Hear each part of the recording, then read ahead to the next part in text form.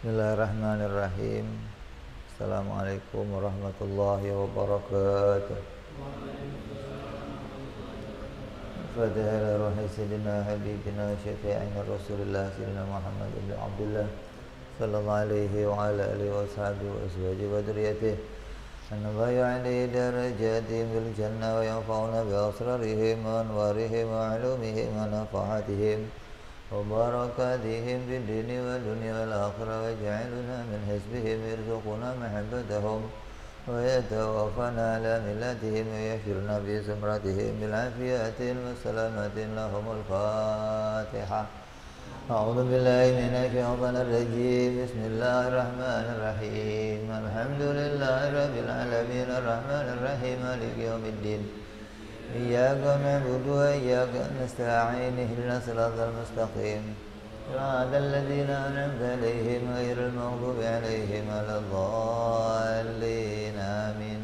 بسم الله الرحمن الرحيم. نويت تعلما وتعليما تذكرا وتذكيرا والنفعا والانتفاعا فادتا والاستفادة والهثا على تمسكي بكتاب الله رسول الله صلى الله عليه وسلم والدعاء إلى الهدى والدلالة على الخير ابتغاء مرضاته وقربه وثوابه وحسن الخاتمة مع اللطف والعافية وصلاح العاقبة.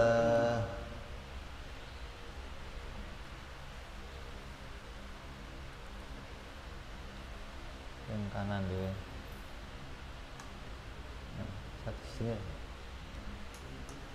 Lorone. Nah.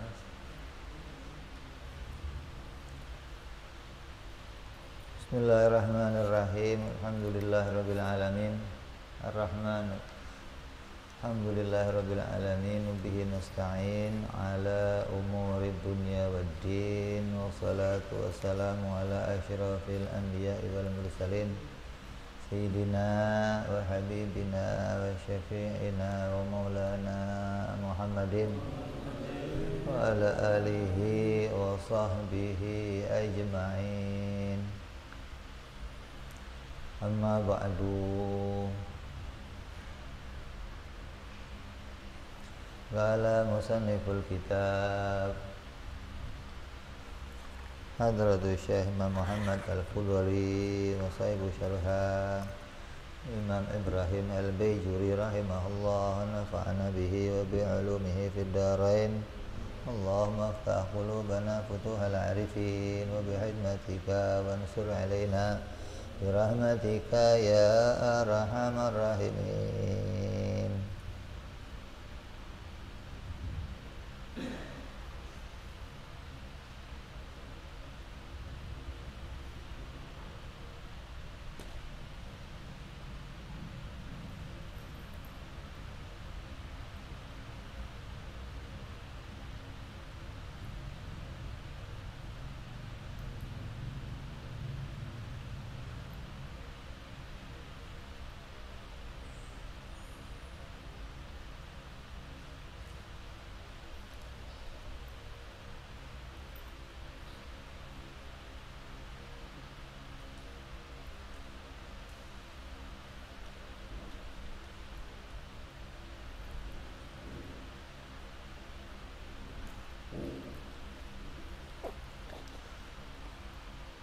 Lanjutkan yang lalu, masih membahas tentang wassalatu wassalamu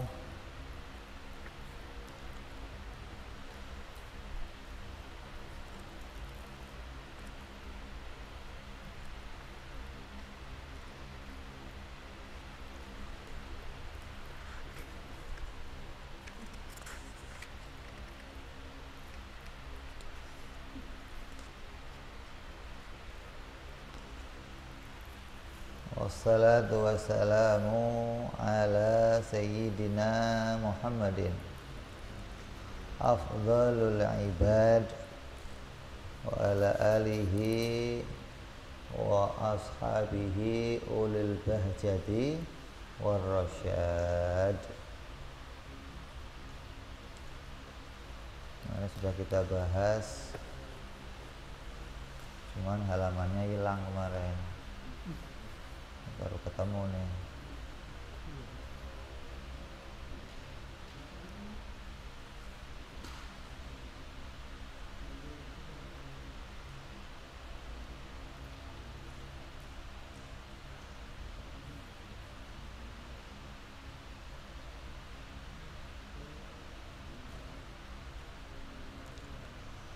Afdhalul ibad adalah sebaik-baiknya hamba.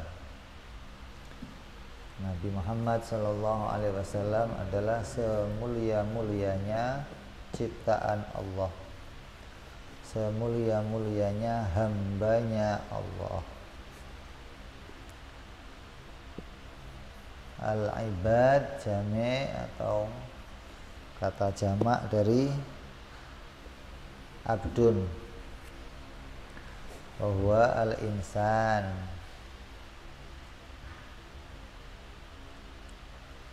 Terus wa ala alihi, kata-kata wa ala alihi itu mau memisahkan antara kemuliaannya Nabi dan kemuliaannya keluarga Nabi. Kan ada orang-orang Syiah. Orang-orang Syiah itu menganggap Nabi dan keluarganya Nabi itu sama, sama-sama maksum, hingga mereka kadang kalau bersolawat alanya dibuang.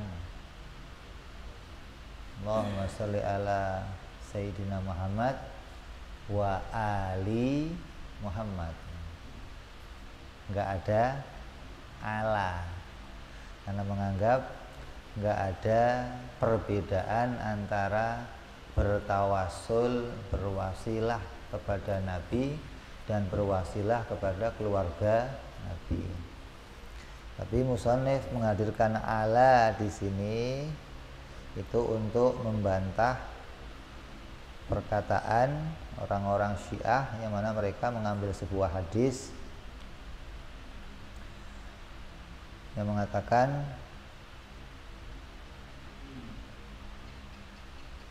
la tafsulu baini wa baina ali bi ala bahwa makdzubun.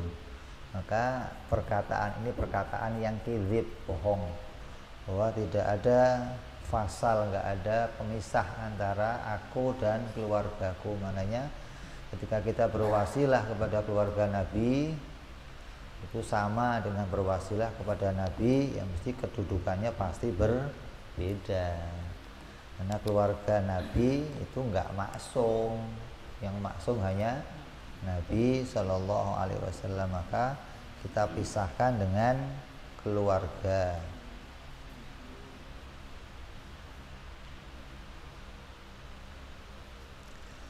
Maka dipisahkan dengan wa ala. Wa ala alihi wa ashabihi, dan juga kepada sahabat-sahabatnya Nabi Muhammad sallallahu alaihi wasallam. Ashab itu jamak minas shahib.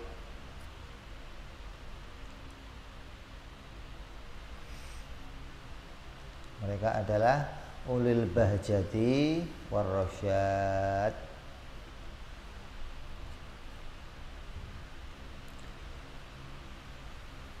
Al-bahja ya al-hasan kama fil qamus, warrasyad ya ihtida adalah orang-orang yang diikuti, sebaik-baiknya orang yang diikuti. Karena sampai dikatakan bahwa kita mengambil hukum dari sahabat-sahabatnya Rasul Sallallahu Alaihi Wasallam.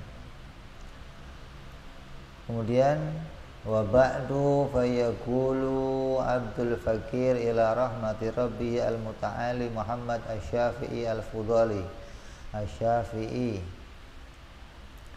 Maka setelah selesai pembukaan dengan bismillah, alhamdulillah dan sholawat, Maka musannif memulai kitabnya dengan fayaqulu, maka berkata, aku siapa? Al-Fakir, Abdul Fakir, seorang hamba yang fakir ila rahmati rabbih, yang butuh sekali kepada rahmatnya Allah subhanahu wa ta'ala.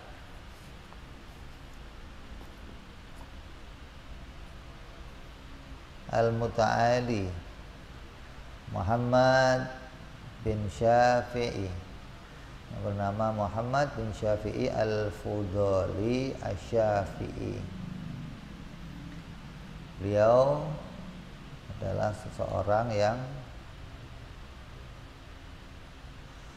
bernama Muhammad, abahnya bernama Syafi'i, yang dinisbatkan kepada Al-Fudhali,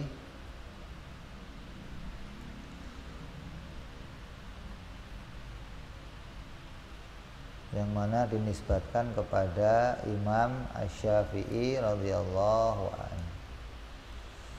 Sa'alani, telah meminta kepadaku, ay talaba minni, min su'alin bima'na talab wa minal a'la, telah meminta kepadaku ba'dul ihwan, sebagian daripada ihwan-ihwan, yaitu santri-santrinya Syekh Muhammad Al-Fudhali, agar an u'allifa risalatan, agar menuliskan sebuah risalah fit tauhid, yang isinya membahas tentang ilmu tauhid. Syekh Muhammad Fudhali itu diminta agar dia menuliskan, membuat kitab, membuat tulisan atau membuat risalah yang isinya tentang ilmu tauhid.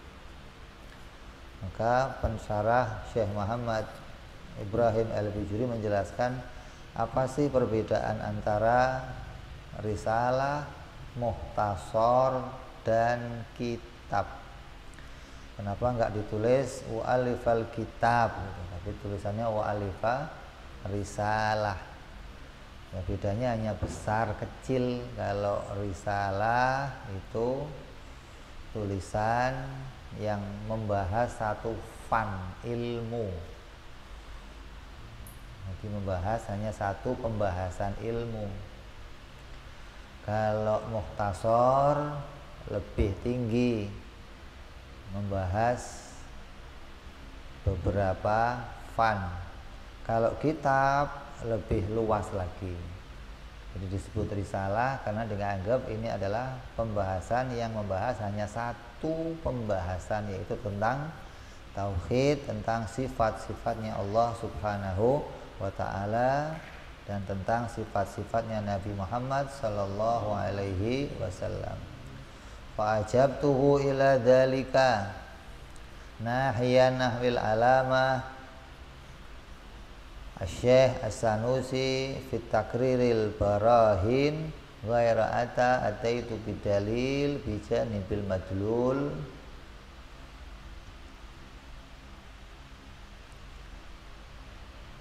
Ora kena kitabnya sing biru ndi?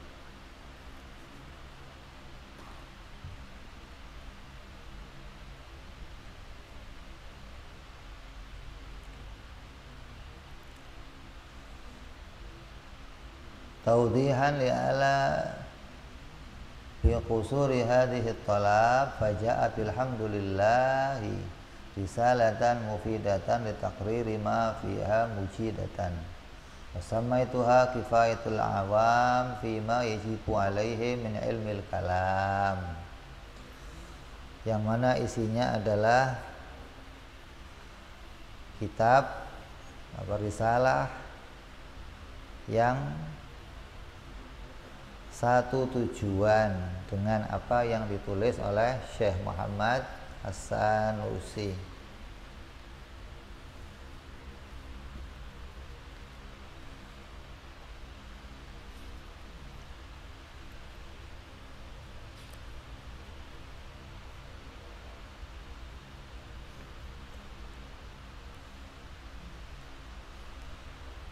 Imam Sanusi itu adalah sebagai mujaddid, pembaharu di dalam ilmu tauhid. Kenapa? Karena beliau punya metode-metode yang berbeda dengan pendahulunya. Maka Imam Muhammad Al-Fudaili diminta membuat kitab yang seperti pendapatnya atau seperti kitabnya Imam As-Sanusi. Tapi beliau menambahkan sedikit tentang apa yang ada di dalamnya, menjelaskan dalil-dalil yang ditambahkan agar memberikan penjelasan sebagai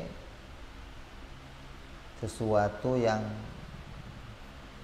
akan memudahkan kita memahami dibandingkan dengan kitabnya Imam As-Sanusi. Kalau Imam Sanusi kan matan full, nggak ada penambahan apa-apa, tapi Imam Fudaili memberikan penambahan-penambahan yang menurut dia penting untuk diketahui. Kitab ini dinamai dengan Kifayatul Awam, yaitu yang wajib diketahui oleh orang-orang awam, fima yajibu alaihim, atas apa-apa yang diwajibkan kepada mereka untuk belajar ilmu kalam.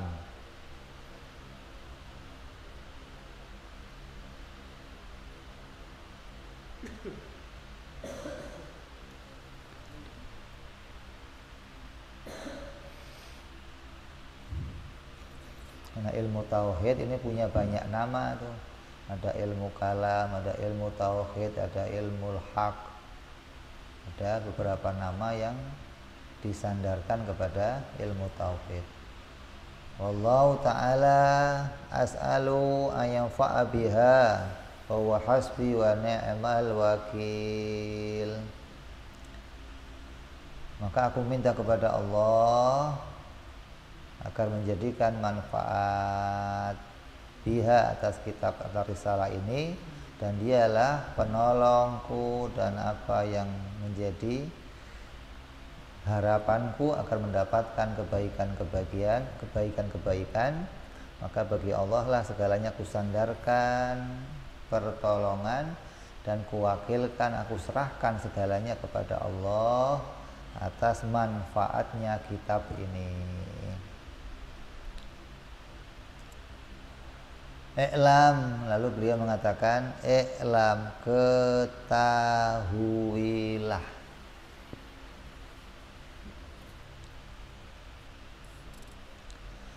annahu yajibu ala kulli muslimin an ya'rifa khamsina akidah. Ketahuilah bahwa diwajibkan kepada tiap-tiap orang muslim untuk mengetahui 50 akidah, wa kullu akidatin yajibu alaihi an ya'rifa laha dalilan ijmaliyan atau tafsilian, yang mana tiap-tiap orang muslim wajib mengetahui akidah tersebut untuk mengetahui dalilnya baik secara ijmali atau secara tafsili.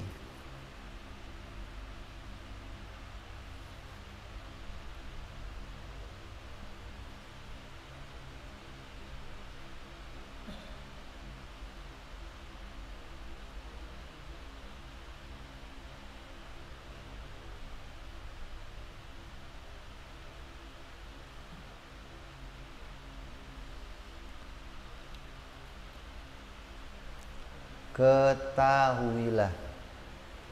Siapa yang disuruh tahu nih? Yang disuruh tahu ya tiap-tiap orang yang berakal sehat. Mereka disuruh mengetahui tentang apa yang diwajibkan oleh Allah kepada tiap-tiap orang Islam. Kewajiban ini berasal dari mana? Dari Al-Quran. Allah berfirman, fa'lam annahu la ilaha illallah. Maka ulama memberikan garisan bahwa pengetahuan atau ilmu dan ma'rifat itu mutaradifin, itu adalah satu pengertian. Tapi kenapa enggak dikatakan dengan A'rif karena mengambil apa yang ada dalam kitab Al-Quran. Allah berfirman apa? Fa'lam. Maka beliau memilih apa yang sama dengan yang ada dalam Al-Quran. Padahal kalau mau dimengerti ya sama aja, ma'rifat dan ilmu itu diartikan sama. Tapi beliau lebih memilih dengan perkataan i'lam karena sesuai dengan apa yang ada di dalam Al-Quran.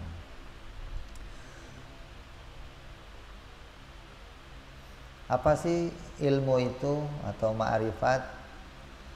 Ma'rifat isinya ada 3, yaitu mantap, jazm, mutabiqun lil waqi', an dalilin. Isinya ilmu atau ma'rifat ada 3, yaitu orang yang punya kemantapan sesuai dengan dalil dan disertai sesuai dengan kenyataan dan disertai dalil. Kalau 3 ini terpenuhi, maka orang itu disebut orang yang ma'rifat atau berilmu. Berarti untuk sampai kepada ma'rifat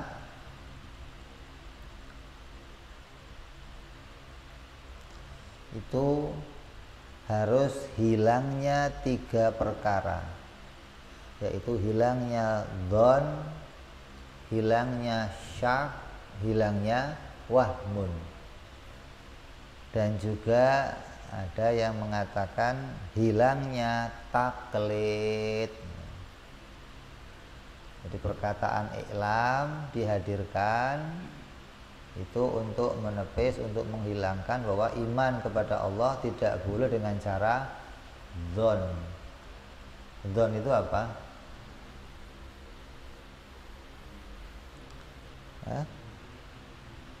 Dzon itu apa? Dugaan. Dugaan itu apa pengertiannya? Idraku syai', menemukan sesuatu,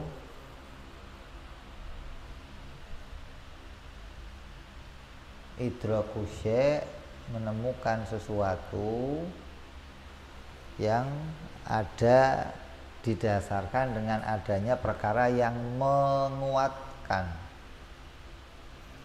Menemukan sesuatu, memahami sesuatu dengan adanya yang menguatkan, maka itu namanya dzon.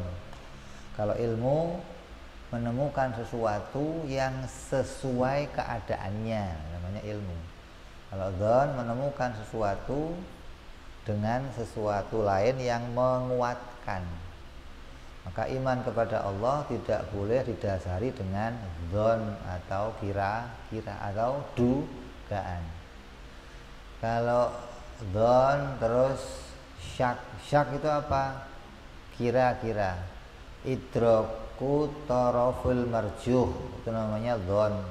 Kalau syak, idraku tarafur rajih, menemukan sesuatu pada keadaan, kalau apa? Waham, idraku taraful rajih.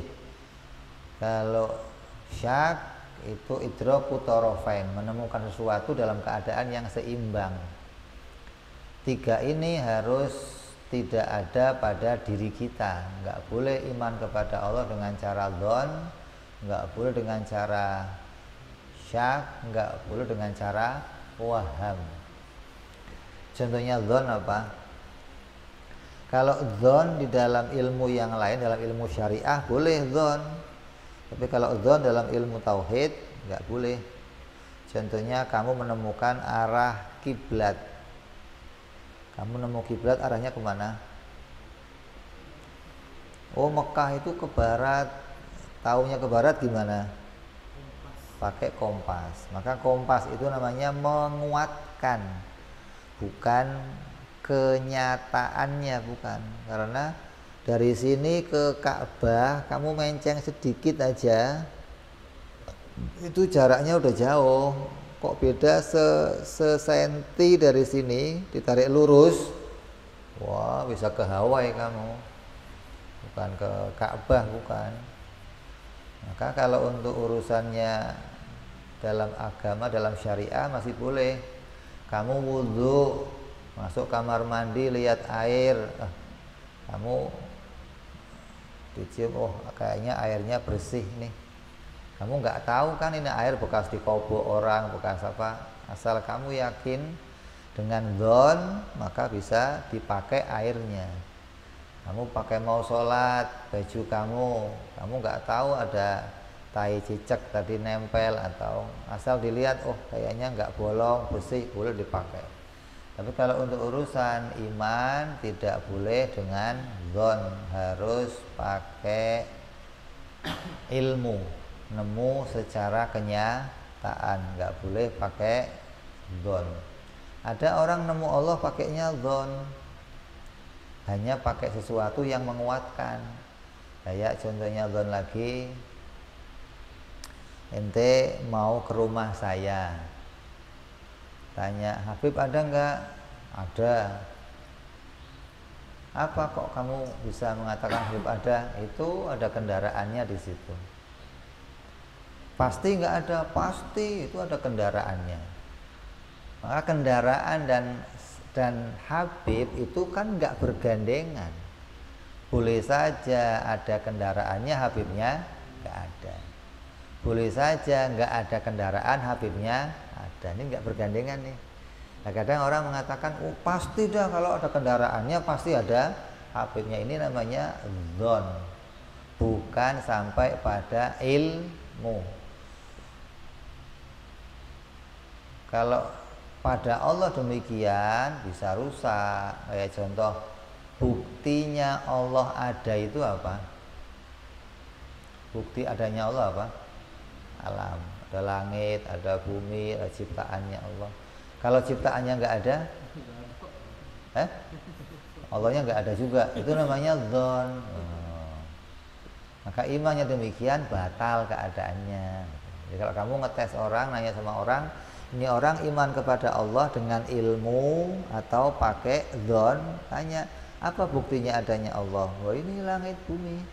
Lah kalau langit bumi yang nggak ada gimana? Ya nggak ada juga Allahnya. Wah, itu sama dikatakan kayak tadi nyontohin Habib dengan kendaraannya. Kalau kendaraannya ada, Habibnya pasti ada. Kalau kendaraannya nggak ada, Habibnya nggak ada. Itu namanya dzon. Maka iman demikian batal. Langit bumi ini nggak bergandeng dengan Allah. Mau ada langit, mau nggak ada langit, Allah tetap ada. Sama dengan masjid ini dah. Masjid ini yang bikin siapa? Tukang. Kalau masjidnya nggak ada, tukangnya ada nggak? Nggak ada juga. Gimana sih?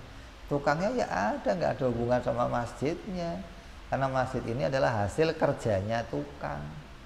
Kalau masjidnya nggak ada, ya tukangnya tetap ada. Langit bumi juga hasil fi'ilnya Allah. Kalau langit buminya nggak ada, Allah ya tetap ada, karena nggak boleh digandengkan demikian. Makanya demikian namanya dzon. Iman yang demikian kepada Allah batal gitu loh. Jadi nggak boleh iman kepada Allah dengan cara dzon atau menduga-duga. Hanya pakai sesuatu yang menguatkan, harus sampai pada ilmu. Terus kira-kira juga nggak boleh tuh. Kira-kira itu apa? Idroku torofain, menemukan sesuatu dengan sisi yang sama. Kayak kamu mau menemukan arah kiblat, tapi nggak ada kompasnya. Ini kiblat kemana nih? Sono. Kata yang satu enggak ke sono. Kenapa? Nggak ada yang menguatkan. Hingga boleh aja ke sono, boleh ke sono. Maka ketika kamu milih salah satunya, itu keadaannya bisa seimbang antara benar atau salah. Bisa saja ke sono, bisa saja ke sono, nggak ada yang menguatkan sama sekali. Maka itu namanya syak. Ada dalam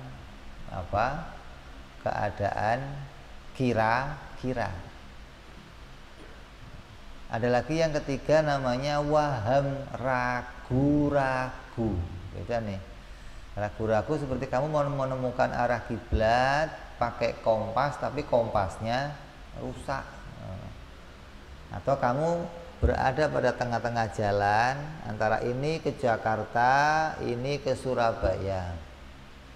Kalau ada patoknya, oh sono Jakarta, sono Surabaya, itu patok namanya apa? Zon. Kalau nggak ada patoknya namanya syak. Ini Jakarta kemana? Kanan apa kiri? Ya bisa kanan, bisa kiri. Ini namanya ada pada kira-kira. Nah kalau ada patoknya, namanya ada petunjuk nih, sono Jakarta, sono Surabaya. Tapi patoknya buat mainan bocah-bocah, diputer-puter tuh. Hah? Jadi ragu-ragu. Maka iman kepada Allah nggak boleh dengan ketiganya. Zon yang nggak boleh, syak yang nggak boleh, wahmun ragu-ragu juga nggak boleh.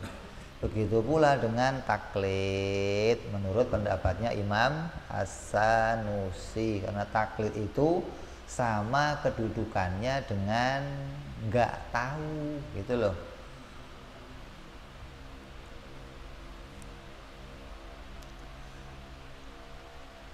Alam ini diciptakan. Yang nyiptain siapa? Oh yang nyiptain ya pencipta. Kalau sebatas itu semua orang yang beragama menemukan. Orang Kristen nemu begitu, orang Buddha nemu begitu, orang Hindu, bahwa langit bumi itu pasti ada penciptanya. Nah sekarang penciptanya siapa? Oh kata bapak saya penciptanya Yesus. Oh kata bapak saya penciptanya Wisnu. Kata bapak saya penciptanya. Itu kedudukannya orang yang meyakini dengan katanya sama dengan tidak mengetahui, karena dia tidak bisa membuktikan kebenarannya. Sedangkan kita diperintah sampai kepada ilmu, bukan hanya ikut-ikutan pendapatnya orang lain. Kalau untuk urusan iman kepada Allah nggak ada keturunan, iman kepada Allah harus sampai pada pengetahuan. Karena yakin itu nggak bisa nular, nggak bisa yakinnya bapak kamu ditularkan ke kamu, nggak bisa. Sama kayak bapak kamu makan, terus bapak kamu yang kenyang, kenyangnya bisa nular ke kamu nggak? Udah bapak yang makan deh cukup, ntar kita ikut kenyang bareng-bareng bisa? Ya kamu harus makan sendiri, nggak bisa ikut kenyangnya orang lain. Begitupun pengetahuan, tidak boleh ikut keyakinannya orang lain, karena orang yang yakinnya ikut orang lain tidak sampai pada ilmu. Kayak orang-orang Arab yang didatangi Nabi menyembah Lata, Uzza, Hubal, Manat. Mereka meyakini mereka itu sebagai Tuhan, hanya mengikuti pendapatnya orang tuanya, tidak pakai ilmu pengetahuan. Jadi untuk sampai pada i'lam, pada mengetahui, maka kita harus sampai kepada mantap hatinya, cocok sama kenyataan, disertai dalil atau bukti. Nah, buktinya apa yang membuktikan kalau Allah itu Tuhan?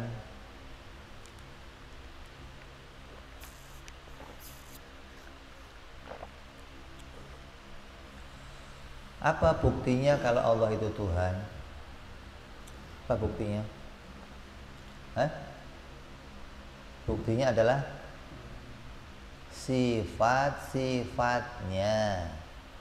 Kalau buktinya pencipta itu ada, itu ciptaannya.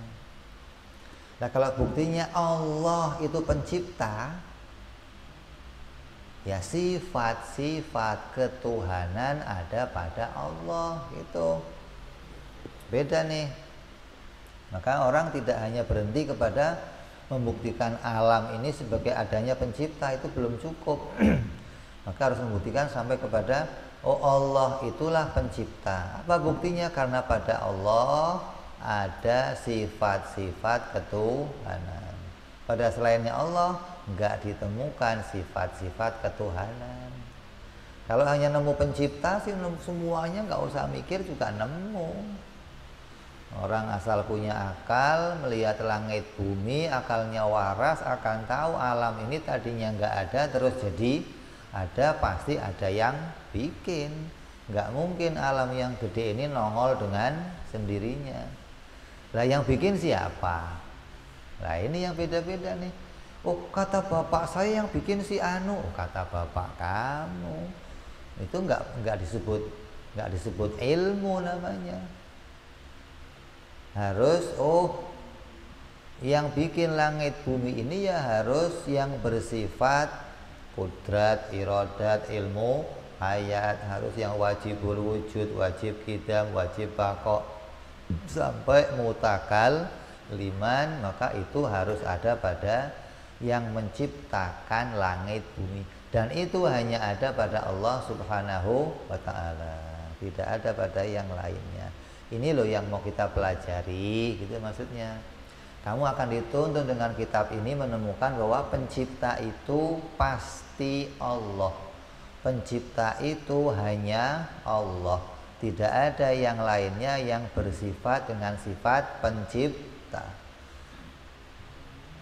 Hingga kita tidak lagi mengandalkan apa yang dikatakan oleh orang lain.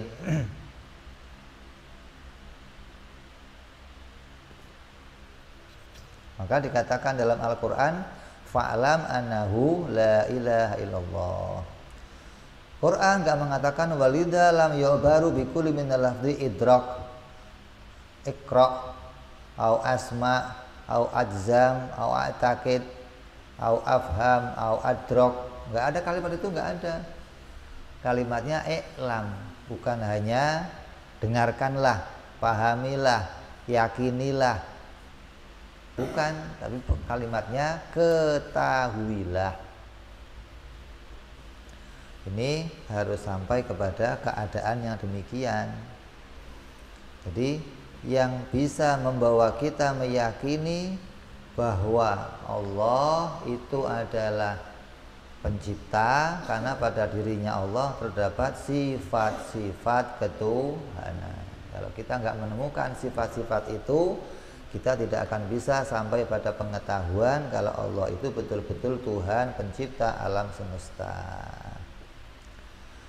Terus setelah kalimat i'lam, musannif melanjutkan annahu yajibu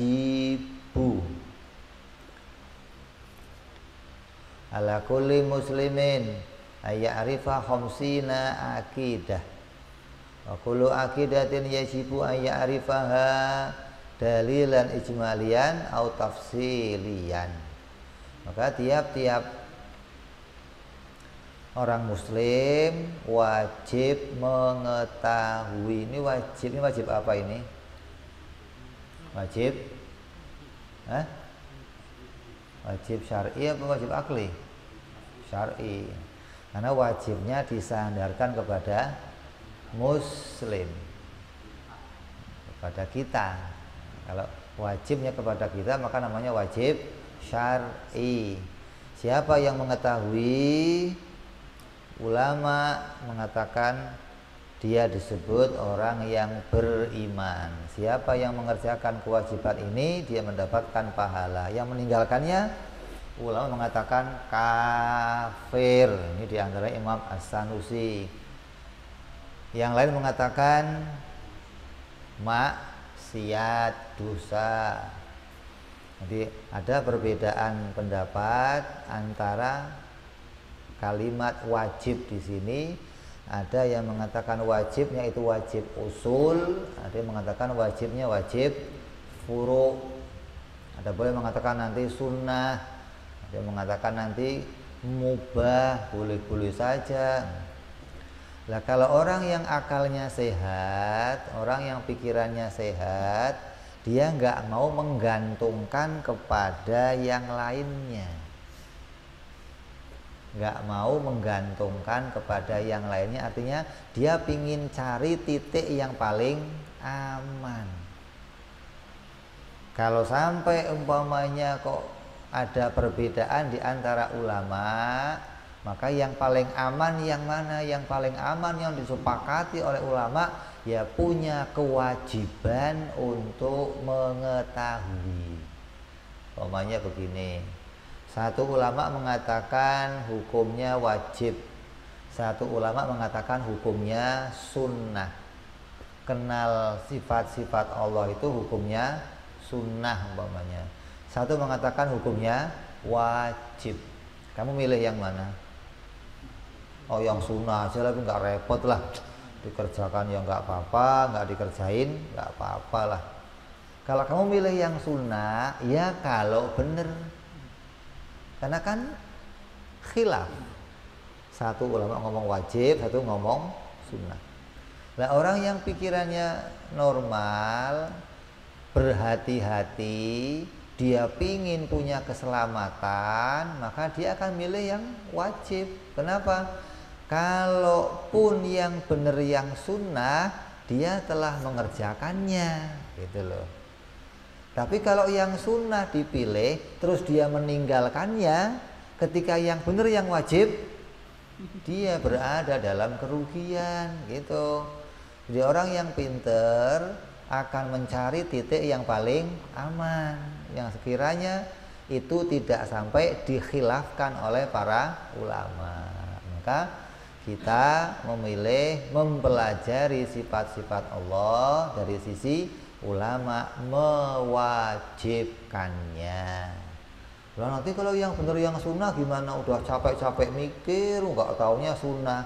Ya nggak ada ruginya. Emang mikir Allah rugi ente? Kecewa ente mikirin Allah gitu. Kan masih sempet pikirannya lebih baik buat mikir yang lain lah. Mikirin apa? Ini ada pikiran yang penting yang kamu harus capai, mengenal kepada Allah. Jadi jangan milih yang titiknya itu yang keadaannya penuh resiko gitu loh. Pilih sesuatu yang paling aman. Ya contoh gini, Kiai Asmawi, Abawo, Kiai Asmawi, Kiai Said, terus Kiai Ubaidah, Kiai Armia ke atas itu setiap Jumat selalu i'adah, nggak pernah meninggalkan i'adah Jumat. Kenapa? Karena ada perbedaan ulama.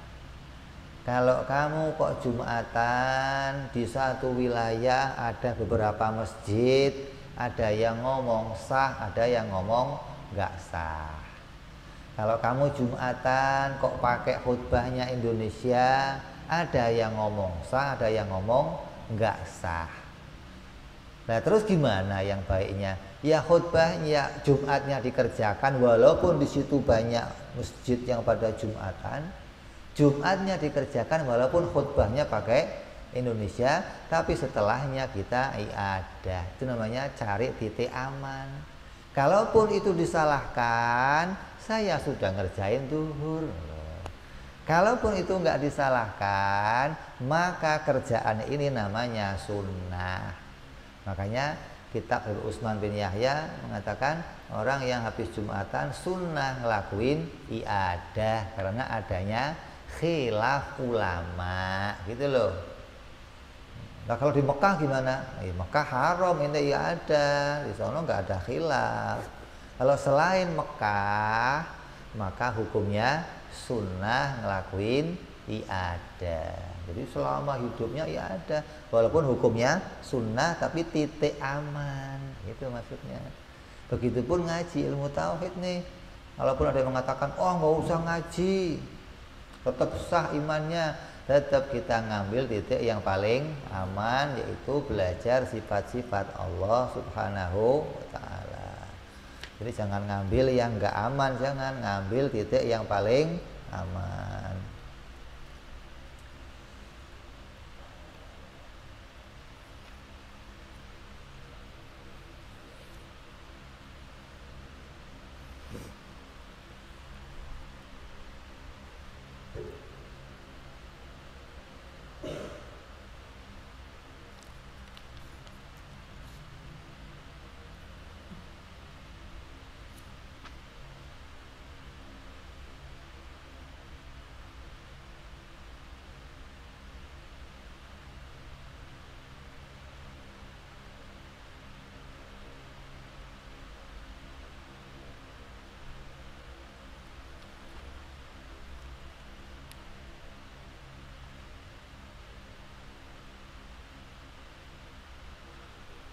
Terus perkataan yajibu dan diwajibkan. Berarti awalu wajibin, yang pertama-tama diwajibkan itu apa?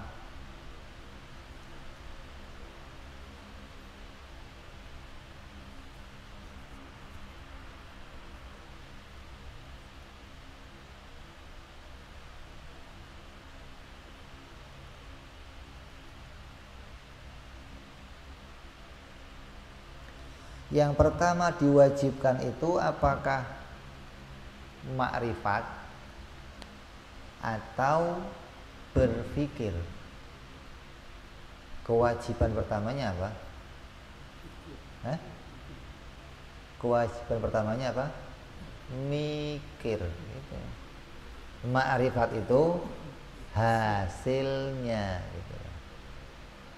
Kayak kamu diperintah betulin genteng, itu genteng bocor, betulin dong, gentengnya melorot tuh, tolong dibetulin. Keperintahnya adalah betulin genteng yang melorot. Yang pertama dikerjakan apa? Naikin genteng apa ngambil tangga? Kan nggak ada di situ perintahnya. Tapi itu jalannya gitu loh.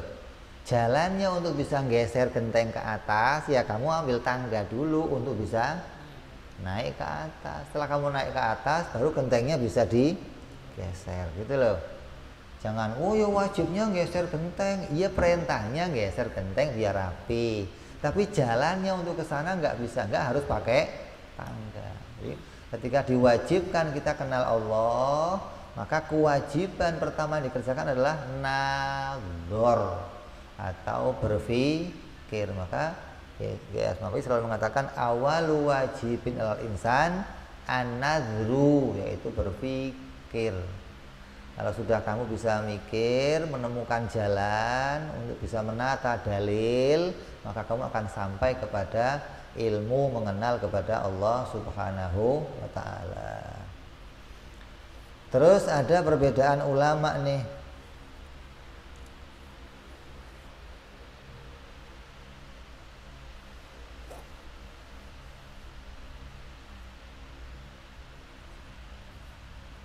Tentang hukum itu harus pakai akal atau pakai syariat.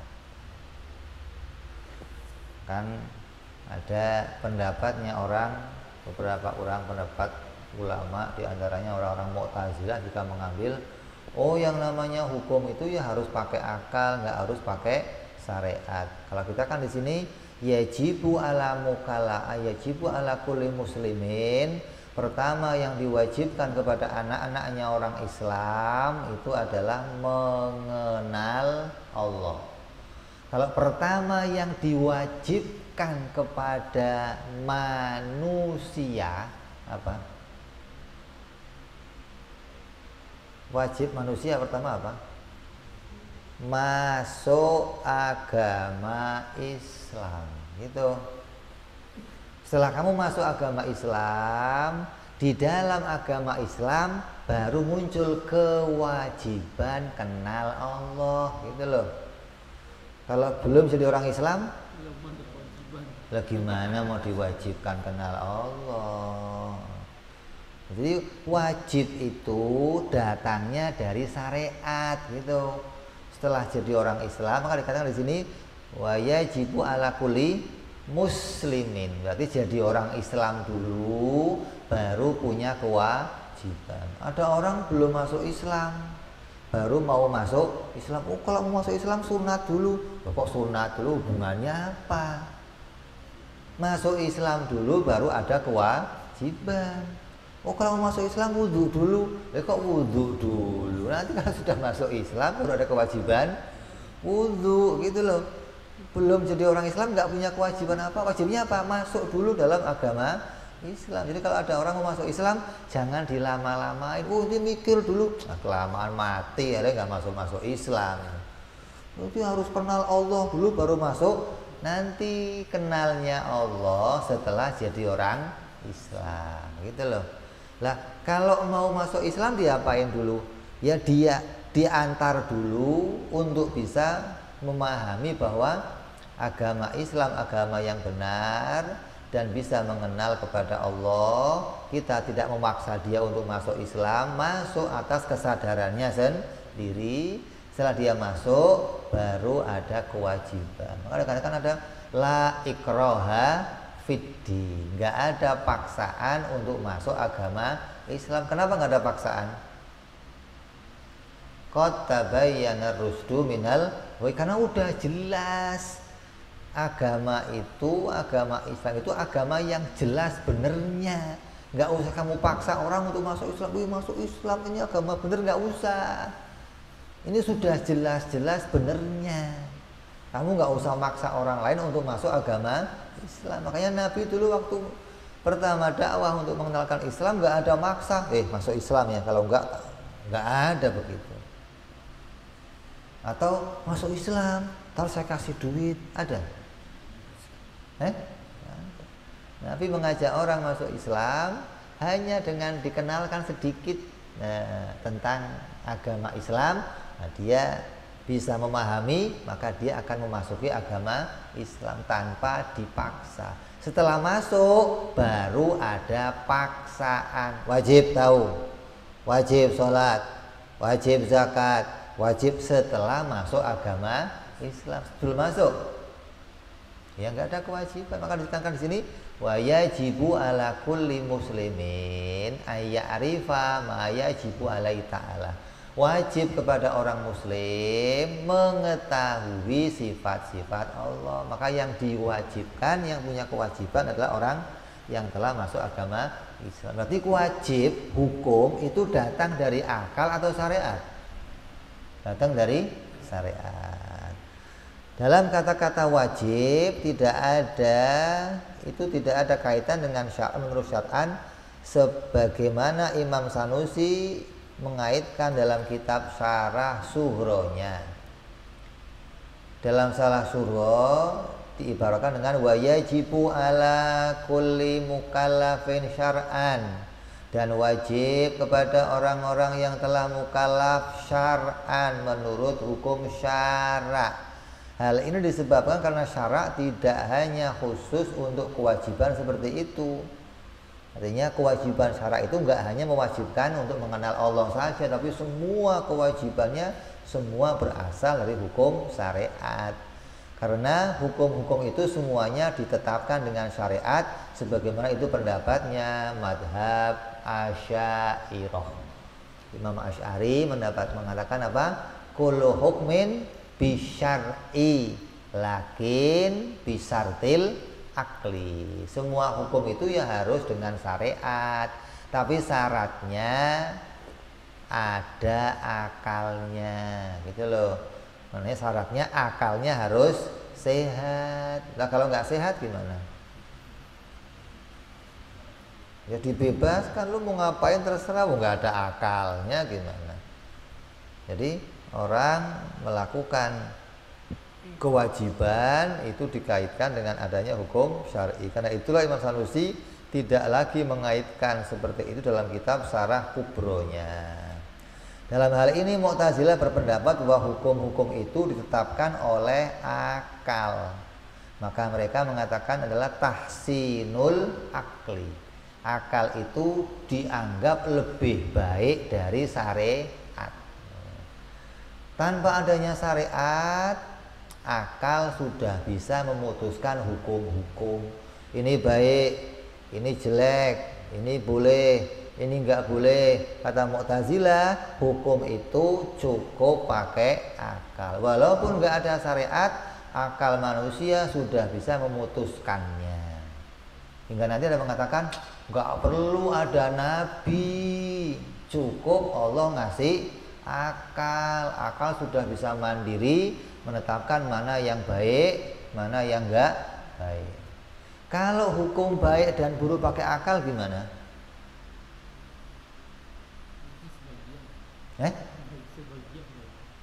Maka nanti akan berbeda-beda. Kata sebagian ini baik, kata sebagian ini Karena menurut akalnya masing-masing. Kayak orang Papua, pakaian terhormat kata orang Papua apa? Koteka. Kalau orang Papua hadir pernikahan pakai koteka, terhormat enggak? Nah kalau orang Jawa suruh pakai koteka gimana? Mau deh. Terhormat enggak? Itu baik menurut akalnya sendiri gitu loh. Kata pikirannya ini pakaian yang baik begini. Begitupun orang Jawa. Kata orang Jawa pakaian yang baik apa? Kebaya. Yang lakinya pakai apa? Keris. Lah kalau dipakai di Arab gimana? Orang Arab, lu ngapain begini lu? Itu baik menurut akalnya masing-masing. Jadi kalau akal dianggap bisa memutuskan yang baik, akan jadinya nanti beda-beda antara pendapat yang satu dengan yang lainnya. Inilah perkataan Mu'tazilah yang mengatakan akal itu cukup walaupun nggak ada syariat. Kita mengatakan kalau akal mengatakan itu cukup, nggak ada syariat, maka nanti hukum akan berbeda-beda. Jelek juga diputuskan pakai hukum akal.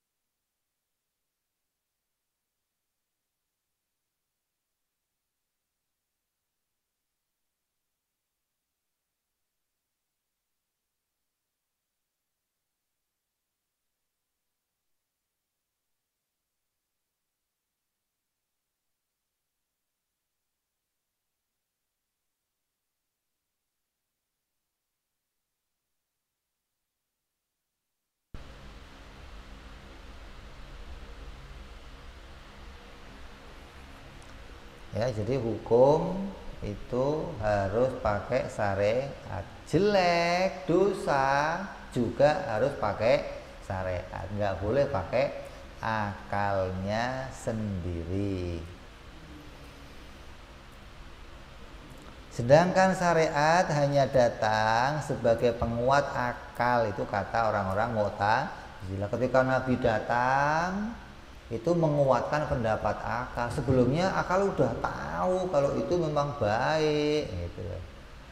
Setelah Nabi datang baru ini baik tuh kan kata akal, memang itu udah saya ketahui.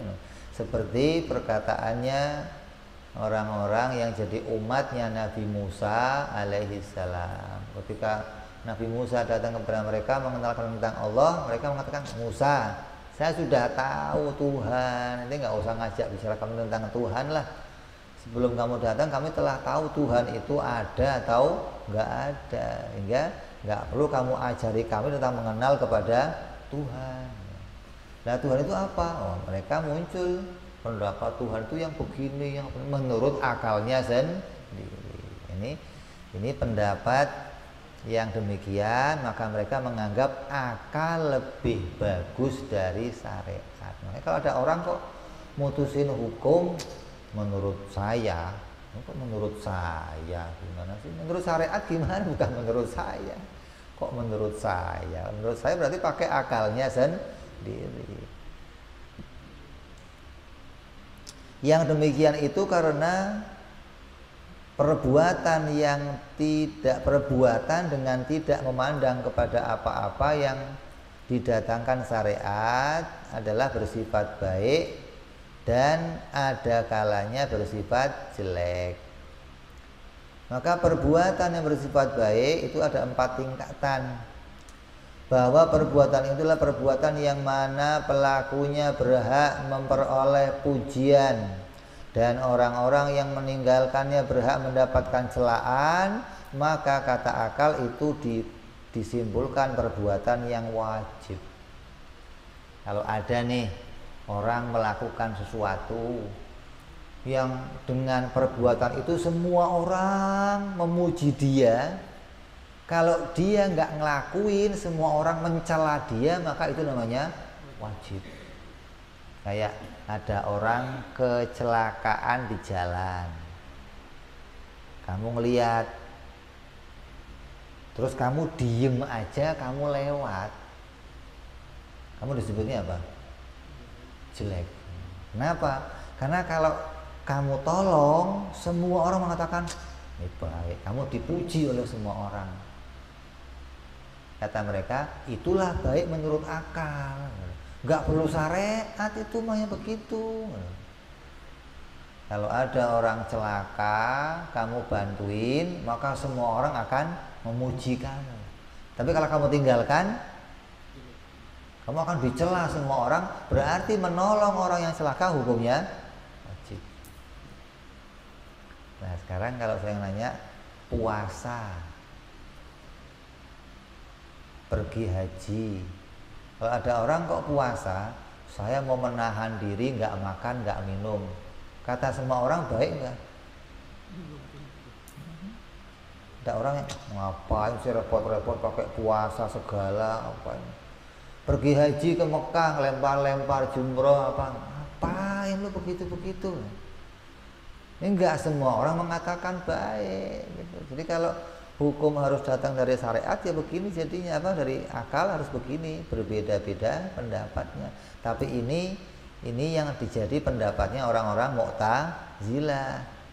Terus ada lagi bahwa perbuatan itu adalah perbuatan di mana pelakunya berhak memperoleh pujian, sedangkan orang yang meninggalkannya tidak mendapatkan celaan, maka itu hukumnya namanya sunnah. Kalau dikerjakan dapat pujian, ditinggalkan tidak mendapatkan celaan, namanya sunnah. Kalau dikerjakan itu dapat pujian, ditinggalkan dapat celaan, namanya wajib gitu. Kata orang Mu'tazilah. Jadi ukurannya apa? Orang banyak gitu.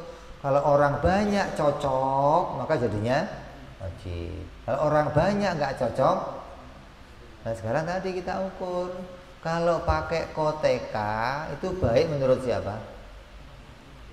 Orang banyaknya orang banyak mana? Orang banyak di sono, apa seluruh orang?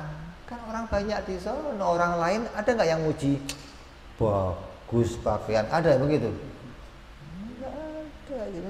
Ini hukum yang direkayasa atau menurut nafsunya sendiri.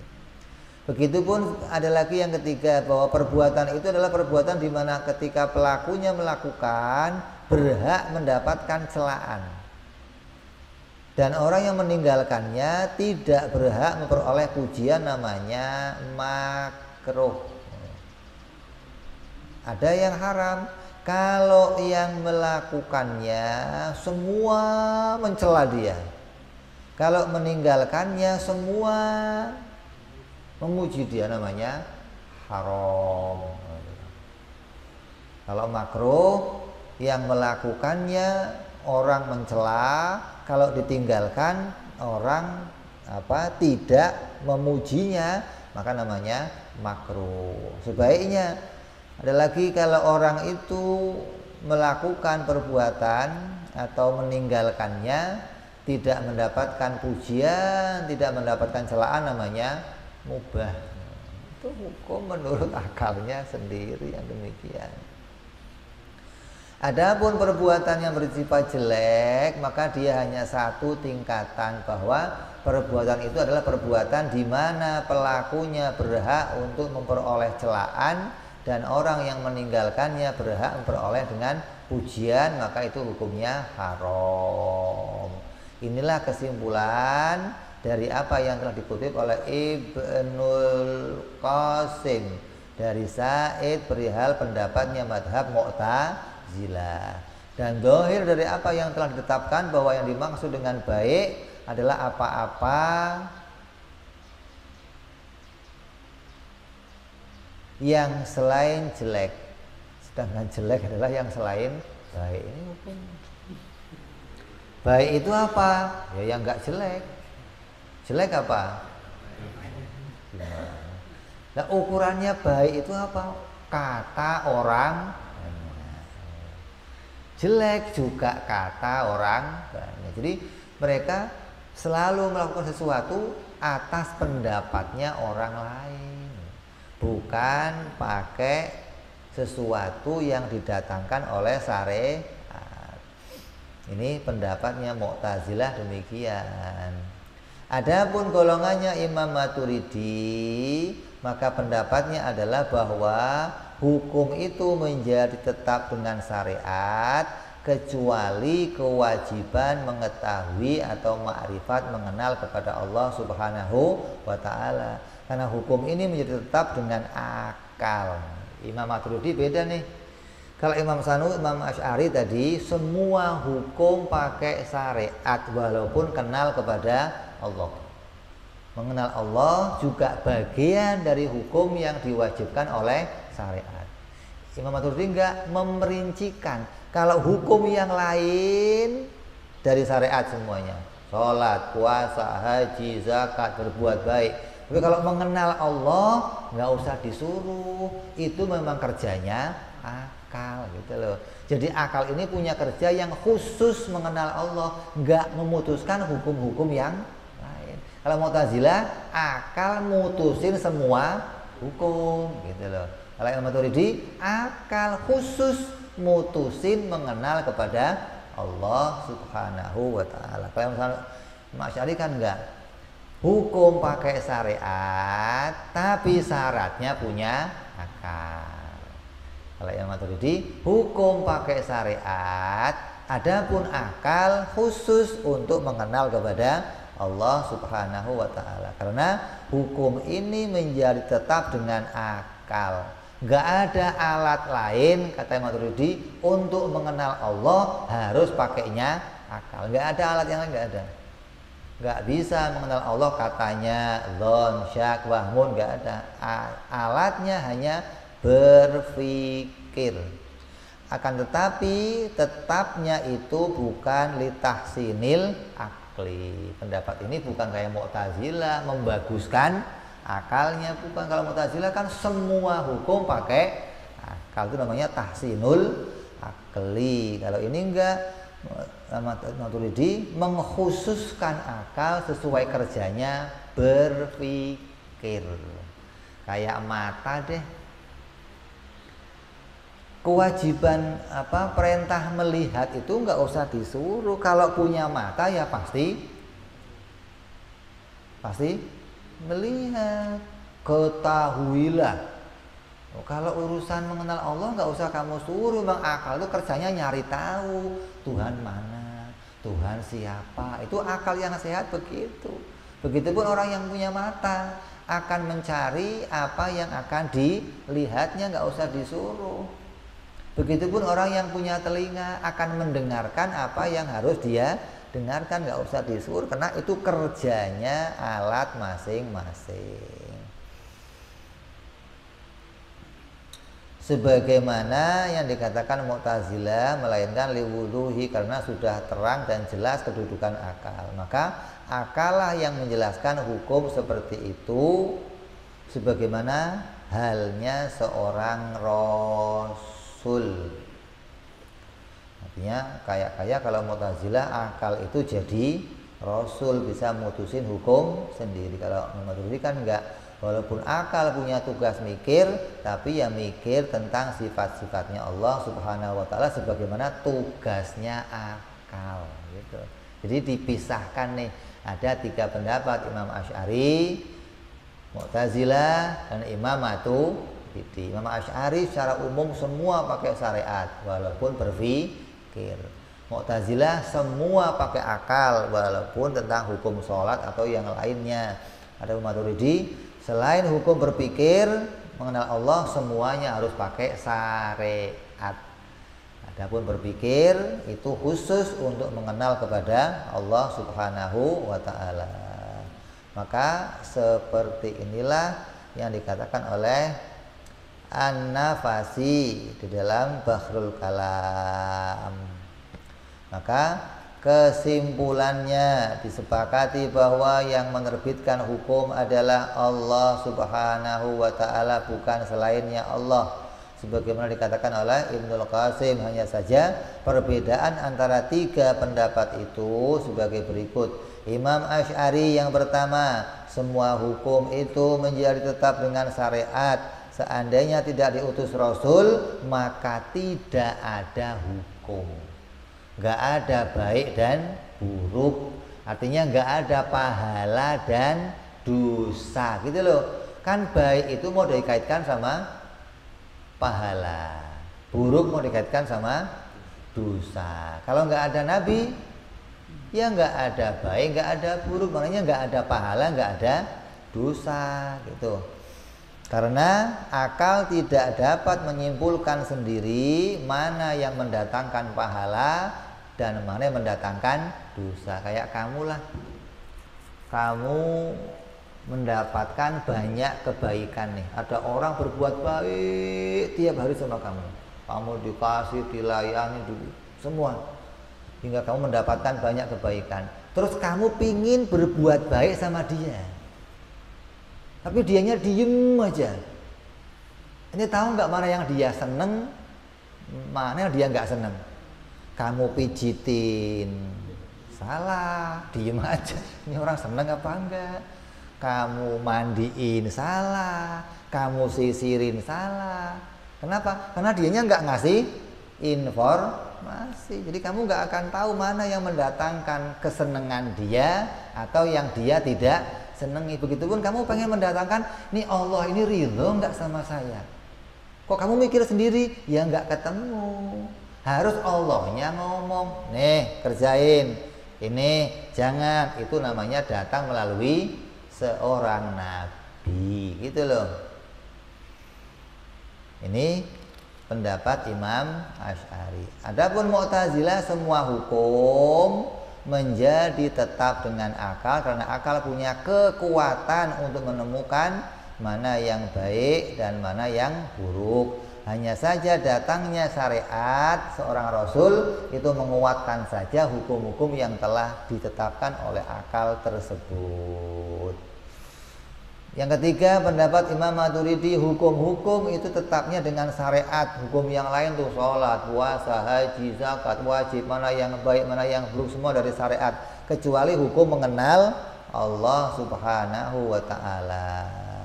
Adapun hukum itu, maka itu menjadi tetap dengan akal, karena telah jelas dan terang akal itu memang kerjanya mikir, mencari bukti keberadaannya Allah Subhanahu wa ta'ala. Maka di antara 3 pendapat tersebut, maka yang benar adalah pendapatnya Imam Asy'ari sebagaimana yang kita pakai atau yang kita ikuti. Ini kalau ada wajibu ala kulli muslimin, maknanya setelah kamu jadi orang muslim baru kamu punya kewajiban. Kalau belum jadi muslim ya enggak punya kewajiban. Ini batasan kita menjelaskan tentang wajibu.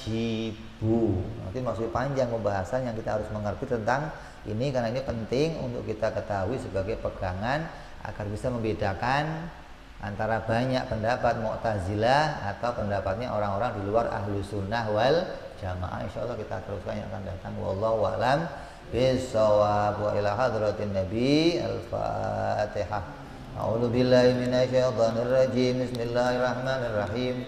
Alhamdulillahi rabbil alamin arrahmanir rahim maliki yaumiddin iyyaka na'budu wa iyyaka nasta'in ihdinas siratal mustaqim siratal ladzina an'amta 'alaihim ghairil maghdubi 'alaihim waladdallin amin ya rabbana tarabna bi anana tarabna وأننا أشربنا لا لظى أشربنا فاتب توبة توصل كل حوبة واستر لنا عوراتي وآمن روآتي لوالدينا ربي ومولودينا والآل والإخوان وسائر الحلان كل ذي محبة أو جيرة أو صحبة المسلمين أجمع آمين ربي اسمع فضلا وجودا منا لا باكتساب منا بالمصطفى رسولنا بكل سولي صلى وسلم ربي عليه أدى الحب وآله وصحبه عدد تحصي صحبي والحمد لله في البدء والتناهي سبحان ربك رب العزة عما يصفون وسلام على المرسلين الحمد لله رب العالمين. Assalamualaikum warahmatullahi wabarakatuh.